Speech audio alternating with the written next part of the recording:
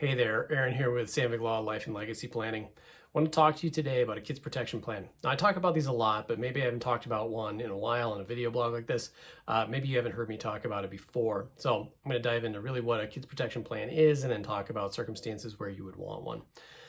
A kids protection plan is a combination of documents. Some of them are legal documents, they're notarized, they're signed. Others are a set of instructions or maybe letters to important people. And those documents are guardianship documents to establish people that have the legal authority to care for your kids, both in the long term and in the short term. But then also, like I said, a set of instructions so that those people know what they have to do. Because one of the big gaps in estate planning that a lot of people run into is they get a stack of documents from somebody, but they don't know what to do with them, or maybe they kind of were given some instructions, but maybe they forget about it, or by the time they talk to that person they're giving the documents to, they don't really remember the details. So with the kids protection plan, you get instructions that make it very clear to anybody that's looking at these sets of documents what they're for and how to use them. And to the people that you name as guardians, we've got letters that go out to them. I send them myself that say, you've been named, here's your role, keep this document here, use it in this situation.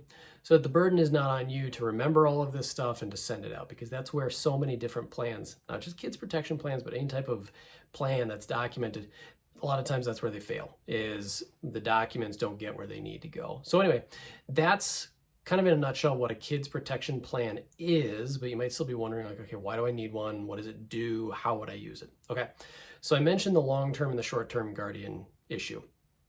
Long-term is the one that we typically think of, right? If you've had a will before, maybe you've got one in place now, and you had kids when you got that will, it would say, so-and-so is going to be the guardian for my children.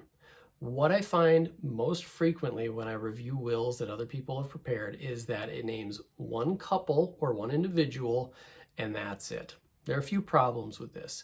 Let's say it's your sister and brother-in-law. Do you want your brother-in-law raising your kids if your sister is not there? Maybe your sister has passed away. Or how does a court make a decision if your sister and brother-in-law are divorced, okay? These are sorts of situations that people face all the time, but they're just not incorporated into most estate plans. So that's something that I do, is flesh out those issues with clients and make sure that my instructions in these kids protection plans are abundantly clear. The other thing is, let's have some redundancy built in. Let's say, like I said in the first example, it's your sister and brother-in-law, but you're out on, let's say you go on a vacation with them and you're all gone. Now they're not there to take care of your kids. Who's backup? If you don't have that in your plan, a court's got to make a decision without your input, right? So these are some of the things that the kids protection plan covers. And another thing, as I talked about, was making sure that there are instructions that go to everybody, but the legal documentation that they need to have at different times. A lot of times these people don't have documents available to them.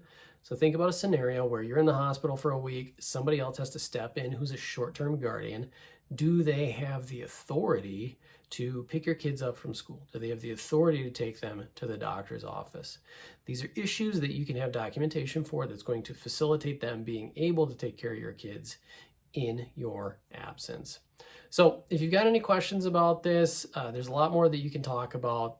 I go into a lot of detail with this with my clients who've got young kids, but a kids protection plan is, like I said, it's going to be legal documentation. It's also going to be a set of instructions, and it's going to cover a lot of these scenarios where your kids might, you're not there to take care of them. And what we want to do primarily is avoid a chaotic situation where potentially they end up spending some time with Child Protective Services.